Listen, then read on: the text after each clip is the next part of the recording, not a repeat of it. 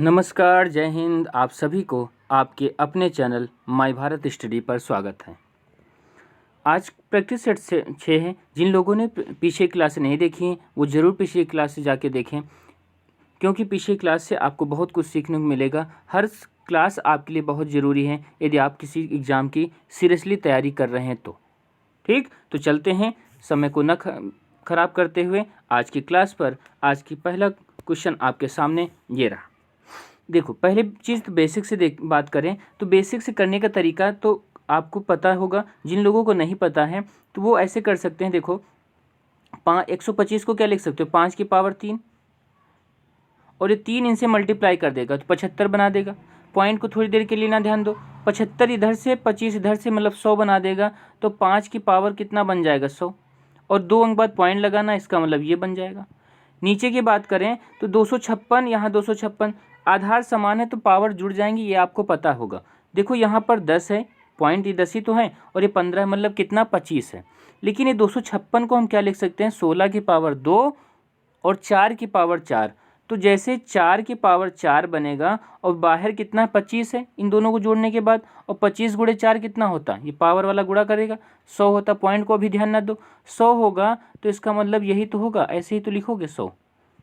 ठीक, और 1-2 अंक बाद पॉइंट लगा दोगे, इसका मतलब आंसर तुम्हारा हो गया कितना, 5/4। ठीक, तो आपको ये सब करना है। तो आपको ये सब करने में टाइम नहीं लगना चाहिए, क्योंकि आपको चीज़ें पहले से पता होनी चाहिए। जिनको पहले से नहीं पता है उनको पहले से देखने के लिए बेसिक क्लास को ज़रूर देखें। उसके लिए पहले अक्टूबर से लेखपाल को ध्यान में रखते हुए क्लास स्टार्ट की जाएगी। और आप यदि लेखपाल की नहीं किसी और भी तैयारी कर रहे हैं फिर भी बिल्कुल बेसिक से आप पढ़ने को यहाँ आ सकते हैं, बिल्कुल बेसिक से, और बिल्कुल हाई लेवल तक जाएंगे। वहाँ उससे अंदर ही पेपर रहेगा, आपको उससे बाहर पेपर देखने को नहीं मिलेगा। लेखपाल में आपका एक भी क्वेश्चन गलत नहीं होगा यदि आप रेगुलर और एक ईमानदारी से क्लास करते हैं और घर पे प्रैक्टिस करते हैं तो। ठीक, तो आपके जो भी जानने वाले हों, जो भी लेखपाल की एग्ज़ाम तैयारी कर रहे हो या फिर मैथ की ही तैयारी करना चाह रहे हो किसी भी एग्ज़ाम के लिए, वो ज़रूर उनको बताओ और वो सब लोग आएँ। ज़्यादा से ज़्यादा लोग होंगे तो हम 1 अक्टूबर से क्लास ज़रूर स्टार्ट कर देंगे। आप सबका सपोर्ट ज़रूरी है क्लास स्टार्ट होने के लिए। ठीक, तो देखो हमने बता दिया, इसको कर लोगे। ठीक है, अगले क्वेश्चन पर चलते हैं। देखो, बोला गया पहला क्वेश्चन ये 54,000 रुपये, 54,000 आरबीसी की संख्या है। ठीक है, बोला गया 54,000 आरबीसी की संख्या है और प्रतिदिन वो क्या होती है, 5% बढ़ रही। एक दिन बढ़ी 5%, मतलब 100 रही होगी हमारे पास, 5 बढ़ गई 105 हो गई बटे 100। दूसरे दिन भी 2 दिन बाद, तो इसका मतलब फिर 105 बटे 100 ये हुआ। देखो, दोनों जीरो कट जाएंगे, एक जीरो यहाँ से कट जाएगा। ठीक, तीनों जीरो कट गए। अब देखो 5 से हम काट देते हैं, 5 दूनी 10, और 5 से इधर काट दोगे तो कितना आ जाएगा, 5 दूनी 10, 5 एकम 5, इधर काट दोगे तो आ जाएगा 26। अब देखो केवल इतना ही मल्टीप्लाई हमें करना है, 26 इंटू 105 और इंटू कितना 21। करने का तरीका देखो क्या होगा, 2 इनको दे दोगे तो हमारे पास 13 इंटू 210 हो जाएगा, और इंटू कितना हो जाएगा 21। 21 और 21 441 होता है, मतलब 441 इंटू 0 हो जाएगा, और हमारे पास बचेगा कितना 13। समझ आया। जब हम 2 इनको दे देंगे तो 105 का डबल कितना होगा, 210 होगा, और यहाँ पर हमारे पास 21 है पहले से। जीरो को थोड़ी देर ना ध्यान दो तो 21 और 21 ही लिखा हुआ, 441 हो जाएगा, और बाद में हम 13 मल्टीप्लाई कर लेंगे। समझ आ गया, कर लोगे। ठीक, तो करना इसको, आंसर आप कमेंट बॉक्स में करना। अगला क्वेश्चन आपके सामने ये रहा। होमवर्क जो भी दिया जाए आप करें ज़रूर, क्योंकि आपको होमवर्क जो होगा आप अगले दिन आपका नाम स्क्रीन पर लाया जाएगा और बताया जाएगा कि हाँ इन्होंने होमवर्क किया था। अगला क्वेश्चन देखो, एक क्लास में किसी दिन 5% अनुपस्थिति हुई तो भैया प्रेजेंट कितने रहे होंगे, 95%। आगे बोला उपस्थित छात्रों की संख्या कितनी है, 38 बोला गया। तो उस दिन क्लास में छात्रों की कुल संख्या कितनी होगी, हमें टोटल पूछा गया, 95% कितनी है, तो हमसे पूछा गया 100%। तो 100% का देख लो भैया, तो 38 अपानी 95 नीचे चला जाएगा, और इंटू कितना 100। 19 पंचे 95, 19 दूना 38, 5 से इसको काट दोगे तो कितना आ जाएगा 40, मतलब ऑप्शन 1। समझ आ गया। अगला क्वेश्चन देखो, 7/16 भाग का भार इतना है, इसका मतलब इसकी वैल्यू ये है। हमसे पूछा गया 5/12, तो 5/12 की वैल्यू निकालने के क्या होगा, 21/8, ये 7/16 नीचे आएगा तो ऊपर चला जाएगा, मतलब 7 यहाँ आ जाएगा और 16 ऊपर चला जाएगा। ये बात समझ आई किसी सबको? आगे 5/12 की वैल्यू पूछी जा रही है, इसलिए 5/12 डायरेक्ट मल्टीप्लाई हो जाएगा। 8 दूनी 16, 7 त्रिक 21, 3 दूनी 6 दूनी 12, 5/2 किलो। समझ आ गया? बोलो। ठीक, आगे क्वेश्चन पे चलते हैं। अगला क्वेश्चन देखो, राम को एक परीक्षा में 40% मार्क मिले और वो 20 अंक से फेल हो गया। 20 अंक उसको और चाहिए थे पास होने के लिए। आगे बोला गया आदित्य को 45% मार्क मिले और वो उत्तीर्ण होने की आवश्यक अंकों से 30, मतलब पासिंग मार्क से 30 अंक ज़्यादा पाया। बोला जा रहा है उत्तीर्ण होने के लिए पासिंग परसेंटेज, पास होने का प्रतिशत क्या है कम से कम। तो देखो 40 पे मिला, 20% 20 नंबर से फेल हुआ। अच्छा, ये राम को यदि आदित्य के बराबर जाना होगा तो कितने नंबर चाहिए? 20 नंबर से फेल हुए, पहले तो पास हो जाएं और फिर 30 नंबर उनको ज़्यादा मिले थे इसलिए 30 नंबर और 50 नंबर पूरे चाहिए राम को यदि आदित्य के बराबर होना आता है। राम को यदि आदित्य के बराबर हो तो 5% होना, 50 नंबर चाहिए। परसेंटेज कितने बढ़ेंगे? देखो 5%, 5 की वैल्यू 50 के बराबर है तो 100 की वैल्यू हमसे पूछी जा रही है। ठीक, तो 1 की वैल्यू किसके बराबर? 10 के बराबर, तो 100 की वैल्यू कितनी आ जाएगी? समझ आ गया ना? या फिर ये 100 निकालने की ज़रूरत नहीं, उन्होंने हमसे बोला कि पासिंग परसेंटेज, तो 1% की वैल्यू कितनी? 10। वो फेल कितने से हुआ था? 20 नंबर से। तो 10 नंबर 1% के बराबर, तो 20 नंबर भैया 2% के बराबर। केवल 40 में 2% बढ़ जाएंगे, मतलब कितना आ जाएगा? 42%। डायरेक्ट काट सकते हो। समझ आ गया? ठीक, ये लाइन 20 और 30 वाली याद रखना, कोई कम है एक ज़्यादा है, कम ज़्यादा कम ज़्यादा, तो क्या होगा? ऐड हो जाएगा और इनका डिफरेंस हो जाएगा। समझ आ गया? एक कम एक ज़्यादा, तो वो ऐड हो जाएगा, कितना हो जाएगा? 50, और इनका डिफरेंस कितना? 5, तो 5% की वैल्यू 50। समझ आ गया? अब तो आ गया होगा।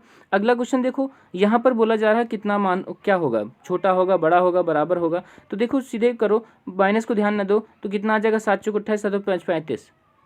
ठीक, या फिर यहाँ से देखो 6 8 48, तो देखो यहाँ पर 7 है, यहाँ पर 8 है, लेकिन दोनों वैल्यू माइनस की हैं, तो माइनस की वैल्यू छोटी वाली बड़ी मानी जाती है, इसका मतलब डी ऑप्शन।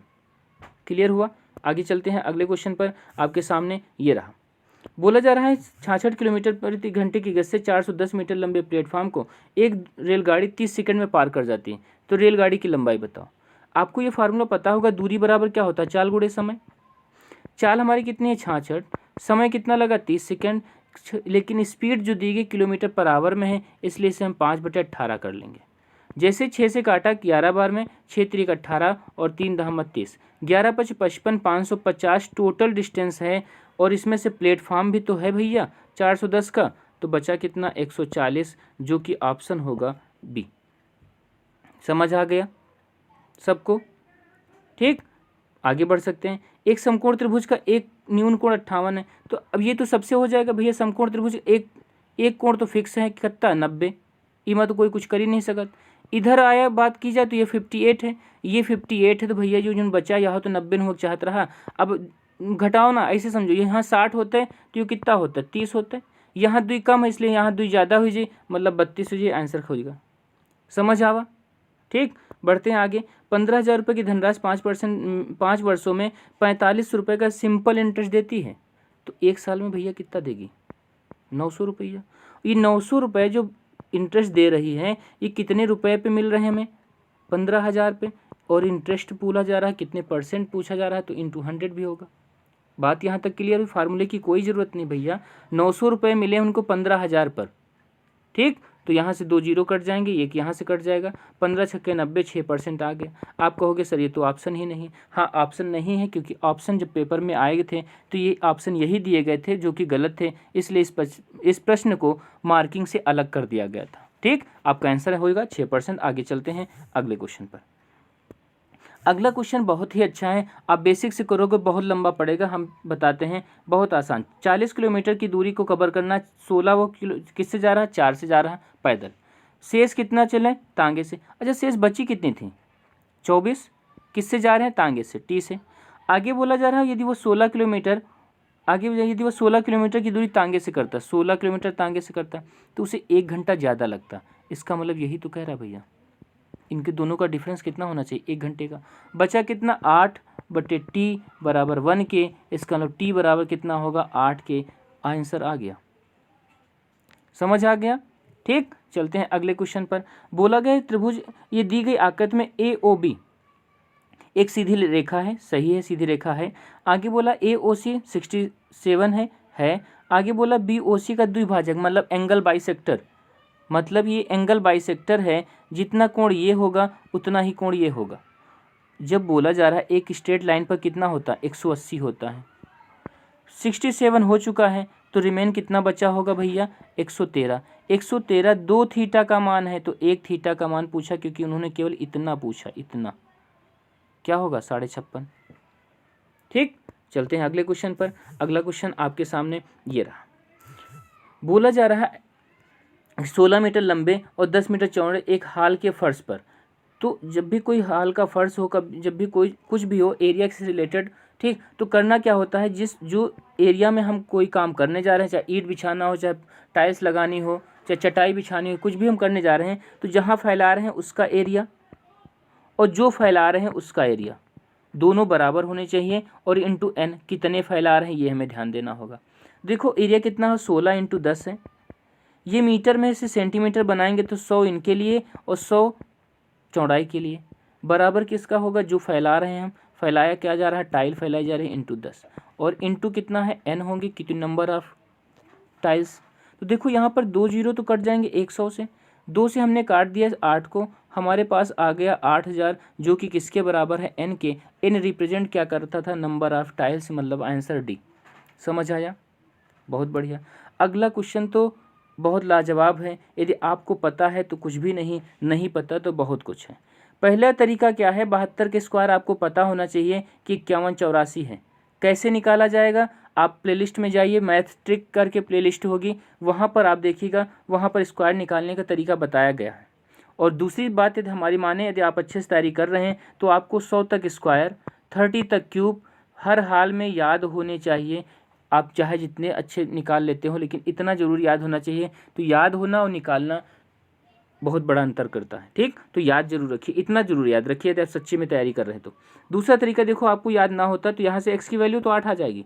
दूसरे तरीका क्या होता है, जो 72 है वो किसका मल्टीपल है, 9 का।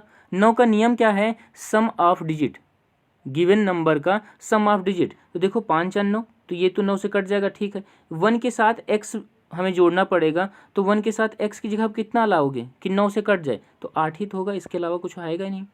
ठीक, आंसर यहाँ से कर सकते हैं, स्क्वायर नहीं पता है तो। ठीक, तो दोनों तरीके आपको बता दिए गए। मज़ा आया होगा तो लाइक बटन पे ज़रूर दबा देना, और कोई नुकसान ना हो तो 1-2 लोगों को बता भी देना। आगे क्वेश्चन देखो, जेड स्क्वायर बराबर प्लस माइनस दिया हुआ है ब्रैकेट में, तो ये माइनस ही हो जाएगा, और उधर जाएगा तो प्लस का बन जाएगा, इसका मतलब जेड बराबर क्या आ जाएगा, 1 आ जाएगा। आगे देखो, जब 1 आ गया, उन्होंने पूछा जेड का मान क्या है, इसका मतलब पहले स्टेटमेंट से हम उत्तर देने के काबिल हैं, कोई दिक्कत नहीं, उत्तर आराम से निकल आया।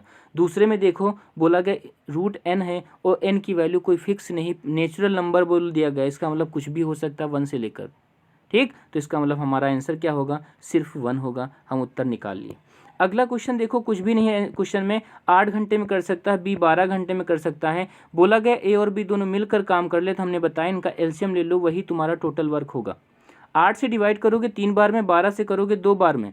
बोला जा रहा है दोनों मिलकर काम करें तो कितने दिन में, टोटल काम कितना, 24। दोनों मिलकर करेंगे तो एक दिन में बनाएंगे कितना, 5, तो कितने दिन लगाएंगे, 24/5। आंसर हो गया, समझ भी आ गया होगा। तो चलते हैं अगले क्वेश्चन पर। बोला गया पिताजी की एज जो है माता जी की एज से 5 वर्ष अधिक है। माता की वर्तमान एज अपनी पुत्री की एज से ट्रिपल है। बस क्वेश्चन खत्म हो गए, ये पापा हो गए, ये मम्मी हो गई, ये डॉटर हो गई। कितनी थी डॉटर, एक्स न मानो, उन्होंने बोल दिया 12, ये 12 है तो मम्मी 36 की होंगी। पापा 5 साल बड़े थे तो 39 के होंगे। बोला पुत्री के जन्म के समय, जिस समय घर में खुशियाँ आई उस समय पिता की एज क्या थी, तो 12 साल पहले पुत्री आई थी ना, तो 12 साल घटा दो, इसमें कितना हो जाएगा, 29। आंसर आपका क्या हो जाएगा, 29। समझ आ गया, ठीक, बढ़े आगे, चलो फिर बढ़ते हैं आगे। बोला गया 2x 3y 9 6 का माध्य जो है 6 है, ठीक है। देखो इनको करना क्या है, इनको ऐड कर लो, 2 7 2 9 9 3 12 12 6 18 18 9 27, मतलब कि 27 + x + y बराबर, हमारे पास कितने लोग हैं, 2 2 4 2 6 1 7 बराबर 6। यही तो बेसिक तरीका हुआ। दूसरे में बोला गया x की जगह पर 3x + 1 रखना है, तो ये तो 27 ही रहेगा। 3x + 1 रख दो यहाँ पर x की जगह पर, तो 3x + 1 हो गया। y की जगह पर उन्होंने बोला कि y + 3 रख दो, हमने रख दिया। तो नंबर ऑफ टर्म तो उतने ही हैं, लेकिन बोला गया एवरेज 2 बढ़ गया, तो जहाँ 6 था वहाँ 8 हो गया। ठीक हो, यहाँ तक बात समझ में आ गई। कितना हो गया, 56 हो गया। तो देखा जाए हमारे पास ऊपर से मिला x + y = 42 हो जाएगा, ये 42 हो जाएगा, और माइनस का 27 हो जाएगा। मतलब कि कितना आ जाएगा, बताओ कितना आ जाएगा, 15। यहाँ से देखा जाए तो हमारे पास 3x + y बराबर कितना आ जाएगा, 56, और माइनस का कितना आ जाएगा, देखो यहाँ से 3 1 4 27 4 31, 31 माइनस हो जाएंगे, और 31 माइनस होने का मतलब बचा कितना, 25। अब देखो y और y कैंसिल करना चाहोगे तो देखो यहीं से कर लो, अलग अलग लिखने की जरूरत नहीं, y से y कैंसिल हो जाएगा, यहाँ से बचेगा हमारे पास 2x जो बराबर बचेगा, किसके बचेगा, 10 के बराबर बचेगा। तो x बराबर कितना बचेगा, 5 बचेगा। माइनस की चिंता ना करो, दोनों तरफ आएगा वो ख़त्म हो जाएगा। तो x बराबर कितना आ जाएगा, 5, डी ऑप्शन। समझ आया, बोलो समझ आ गया ना। ठीक, तो बहुत बढ़िया, आगे समझ आ गया होगा। अगला क्वेश्चन देखो, बोला गया क्वेश्चन तो बहुत हल्का है, आप कहोगे अरे ये सब क्वेश्चन पूछे। ठीक है, 64 28 96 का मासा क्या होगा। तो हमें सभी बच्चों को देखना है, जिनको आता है बहुत अच्छी बात है, अगला क्वेश्चन तब तक करें। देखो 64 28 और 96 मासा या एचसीएफ इसे कहते हैं। एचसीएफ का मतलब होता है वो नंबर, वो ग्रेटेस्ट नंबर जो दिए गए सभी नंबर को काट दे, वो बड़ा से बड़ा नंबर जो दिए गए सभी नंबर को काट दे। देखो क्या 8 सबको काट सकता है, 28 को नहीं काट पाएगा। 4 देखो क्या सबको काट सकता है, हाँ काट सकता है, इसका मतलब एचसीएफ भी 4 ही होगा। ठीक, ऐसे कर सकते हो, या फिर दूसरा तरीका, कई सारे तरीके हैं, भाग भी इससे कर सकते हो, या फिर एलसीएम वाले तरीके से कर सकते हो। यहाँ करना ये है, घर पे कर लेना, किसी भी नंबर को उठाना, वो नंबर जो तीनों को काट दे, और जहाँ पर तीनों कटना बंद हो जाए बस उन्हीं का आपस में मल्टीप्लाई कर लेना, तुम्हारा एचसीएफ हो जाएगा। ठीक, तो आंसर क्या हो जाएगा, 4 हो जाएगा। अगला क्वेश्चन देखो, बोला जा रहा है कि एक 12,40,000 रुपये, 12,40,000 कुल फ़ोनों की संख्या है, जिसमें से PQR में कितने मोबाइल फ़ोन निर्माता है। PQR कहाँ, 25%। अच्छा 25% की वैल्यू क्या होती है, आपने कभी ध्यान दिया। 25% की वैल्यू होती है 1/4, इसका मतलब इनका 1/4 ही तो होगा। तो 4 3 12, 4 एकम 4, 31 किसी ऑप्शन में है, तो डी है। खत्म हुआ क्वेश्चन। इस जगह पे क्वेश्चन और अच्छे क्या बन सकते थे, बोला जाता है PQR का एंगल कितना होगा, कोण कितना होगा। तो आपको ऐसे निकालना होगा 60% की 100% की वैल्यू कितनी है, 360 के बराबर पूरा सर्किल। तो बोला जा रहा है 25% केवल 1/4, 25%, और 25 इसे बनाने के लिए क्या करोगे भैया, 4 से भाग करोगे, इसको भी 4 से भाग कर दो, फिर कितना आ जाएगा, 90। इधर कितना आ जाएगा, 25, मतलब 25% की वैल्यू कितनी आ जाएगी, 90। तो डिग्री आप निकाल लोगे। ठीक है, बहुत बढ़िया। आगे चलते हैं अगले क्वेश्चन पर। आपके सामने क्वेश्चन ये रहा, बोला जा रहा कौन सी संख्या परिमेय संख्या नहीं है, मतलब अपरिमेय है। ठीक, परिमेय अपरिमेय का मतलब होता है रेशनल इरेशनल नंबर, जिसे हम भिन्न फॉर्म में या फ्रैक्शन फॉर्म में लिख सकते हैं वो संख्या होती है रेशनल, और जिसे हम फ्रैक्शन फॉर्म में ना लिख सकें वो संख्या होती है इरेशनल। समझ आ गया। ठीक, तो देखो हम किससे नहीं लिख सकते, तो देखो यहाँ पर हम फ्रैक्शन फॉर्म में लिख सकते हैं। तो हमने कहा अपरिमेय संख्या वो होती है, समझ लो आसानी से, वो वास्तविक संख्या, वो रियल नंबर जो परिमेय नहीं है, अर्थात जिसे हम P/Q के फॉर्म में व्यक्त नहीं कर सकते, जहाँ पर Q ≠ 0 होना चाहिए। समझ आ गया, इसलिए ये परिमेय नहीं होती है। उदाहरण के लिए एग्जाम्पल और हम समझ लेते हैं, 2 का रूट क्या है, 2 का रूट क्या है, ये यही तो है। और ये पाई की बात करें तो ये सब क्या हैं, अपरिमेय संख्याएं हैं, ये सब क्या हैं, अपरिमेय संख्याएं हैं। तो पाई हमारा आंसर हो जाएगा। समझ आ गया। ठीक, आगे क्वेश्चन देखो, 10 न्यूटन का एक क्षैतिज बल 5 किलोग्राम की एक वस्तु को बल की दिशा में 2 मीटर की दूरी तक विस्थापित कर देता है, मतलब वो डिस्प्लेसमेंट दूरी दी गई, विस्थापित कितना कर देता है, 2 मीटर। तो बल द्वारा किया गया कार्य, वर्क बताना है। वर्क बराबर क्या होता है, F इंटू डी। तो W बराबर क्या होगा, F हमारे पास 10 न्यूटन का है, D का मतलब दूरी कितनी, डिस्प्लेसमेंट हुआ कितना हुआ 2 का, इसका मतलब हमारे पास जो वर्क होगा कितना होगा 20, और वर्क की यूनिट क्या होती भैया, जूल। तो आंसर क्या होगा, ए। समझ आ गया। ठीक, जिनको कहीं पर डाउट हो कमेंट बॉक्स में ज़रूर बताइएगा। आपकी समस्या का समाधान अगले वीडियो में ज़रूर कर दिया जाएगा, पूरी एक्सप्लेन के साथ, उदाहरण एग्जाम्पल लेके। जिस भी क्वेश्चन में आपको डाउट हो, जिस भी कॉन्सेप्ट पे आप पर डाउट हो, ज़रूर कमेंट में करें। आपको सबको अच्छा लगा होगा, जैसा भी लगा आप अपने विचारों को कमेंट में ज़रूर दें, ये हमें आपसे गुजारिश करते हैं। और लेखपाल का बैच हमने बोला, यदि आप लोग संख्या अपनी बढ़ा लेते हैं, ज़्यादा से ज़्यादा लोगों को लाइए जो अभी तैयारी करने वाले हों। हम बिल्कुल बेसिक से शुरू करेंगे और आप देखिएगा कि ऐसे तरीके, ऐसे बेसिक कॉन्सेप्ट जो आपने कभी नहीं सीखे होंगे, और हम गारंटी के साथ कह सकते हैं यदि आपने ईमानदारी से फॉलो किया तो लेखपाल का मैथ का एक भी क्वेश्चन आपसे गलत नहीं होगा। ठीक, तो यदि आप नए हैं तो चैनल को सब्सक्राइब कर लीजिएगा, बेल आइकन दबा लीजिएगा, जिससे कोई आपको वीडियो आपका मिस ना हो। ठीक, और यदि आप पहले के हैं तो बहुत बहुत धन्यवाद। अपने विचारों को कमेंट में ज़रूर दें। तो आज चलते हैं। जय हिंद, जय भारत। पढ़ाई करते रहिए, सुरक्षित रहिए, जहाँ भी रहिए मन लगा के पढ़ाई करिए।